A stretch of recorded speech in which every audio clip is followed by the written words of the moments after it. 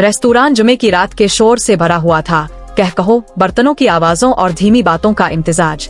Ethan कोने की मेज पर बैठा अपनी कमीज की आस्तीनें दुरुस्त कर रहा था, चेहरे पर हल्की सी घबराहट। इसके दोस्त ने इसे जबरदस्ती कहा था कि इसे किसी मुख्तलिफ इंसान से मिलना चाहिए।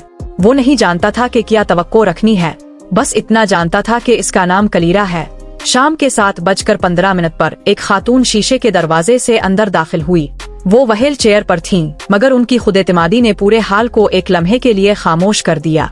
वेटर फौरन आगे बढ़ा, मगर उन्होंने नरमी से मुस्कुरा कर कहा, मैं खुद कर सकती हूँ। वो ईथन की मेज के करीब आए। ईथन, उन्होंने नरमी से पूछा। ईथन फौरन खड़ा हो गया, ये समझ नहीं पाया कि हाथ मिले आज झक कर सलाम करे। जी। कलीरा, हाय, अब से मिलकर बहुत खुशी हुई। वो मुस्कुराए हल्की सी शोखी के साथ। तुम्हें मेरी व्हील चेयर की तवक्को नहीं थी, है ना? ईथन का चेहरा सुरा हो गया। नहीं, मेरा मतलब है, मैं बस, कोई बात नहीं, वो नरमी से बोले। अक्सर लोग नहीं सोचते कि मैं इस तरह आऊंगी। बातचीत पहले पहल कुछ आइजक के साथ हुई। ईथन ने रस्मी सवालात किए, काम के बारे में, दिलचस्पियों के बारे में, और कलीरा ने तहम्मुल से जवाब दिए। जब मीठा आया तब उन्होंने पहली बार खुद को खोला। मैं एक टेक कंपनी की CEO हूँ। 3 साल पहले एक हादसा हुआ। मैं चल नहीं सकती, मगर मैं जिंदा हूँ। ईथन ने उनकी आंखों में देखा। वहाँ कमजोरी नहीं, बल्कि एक खामोश ताकत थी। मुझे अफसोस है, इसने आहिस्ता से कहा। अफसोस मत करो, कलीरा ने नरमी से जवाब दिया। लोग समझते हैं मेरी कहानी दुख भरी है, मगर मैं शुक्रगुजार हूँ।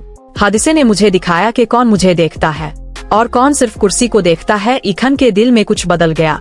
इसे एहसास हुआ कि वो खुद भी अक्सर जाहिरी चीजों से आगे नहीं देख पाता था। बातें बढ़ती गईं, किताबों, सफर और समंदर की लहरों की बातें। कलीरा ने हंसते हुए कहा कि इसे चलने से ज्यादा समंदर की आवाज की कमी महसूस होती है। अब वो दोनों हंस रहे थे, जैसे बरसों से एक दूसरे को जानते हो।